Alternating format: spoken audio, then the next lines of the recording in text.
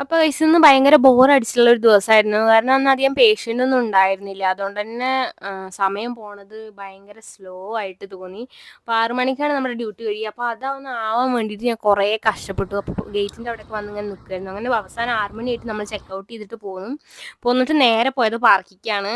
അവിടെ അനിയന്മാരൊക്കെ അവിടെ നിൽക്കുമായിരുന്നു. അപ്പോൾ അങ്ങോട്ട് നേരെ പോയി.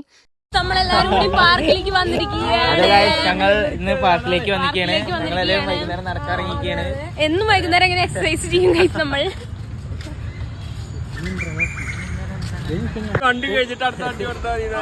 അങ്ങനെ വന്നോണ്ടിരിക്കുന്നത് ഓരോ മണിക്കൂർ കിട്ടും. Chilling with friends.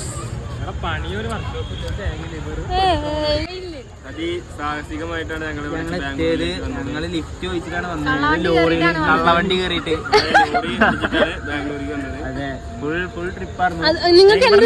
കുളപ്പുള്ളിന്ന് പാലക്കാട് കുളപ്പുള്ളിന്ന് പാലക്കാട് പാലക്കാട് കോയമ്പത്തൂര് ലോറി കുളപ്പുള്ളിന്ന് കോയമ്പത്തൂരിക്ക് ലോറി, അവിടുന്ന് സേലത്തേക്ക് ബസ്, സേലത്തുനിന്ന് ബാംഗ്ലൂര്. അത് കുറച്ച് ലോങ് ജേർണി ആയിരുന്നു. ഒരു 7 മണിക്കൂർ. 3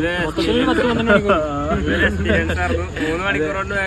എന്താണ് നിനക്ക് നല്ലൊരു എക്സ്പീരിയൻസ് ആയിരുന്നോ? അടിപൊളി എക്സ്പീരിയൻസ്. പുതിയ ഞങ്ങക്ക് പുതിയ ബന്ധങ്ങൾ കിട്ടി. കുറെ പേരെ പരിചയപ്പെടാൻ പറ്റി. അല്ലേ സൂര്യ? അപ്പൊ പിള്ളേര് പറയണത് അങ്ങനെയൊക്കെയാണ്. ഇവര് പുതിയ ആൾക്കാരെ കണ്ടെത്തി എന്നൊക്കെയാണ് പറയണത്. എന്തായാലും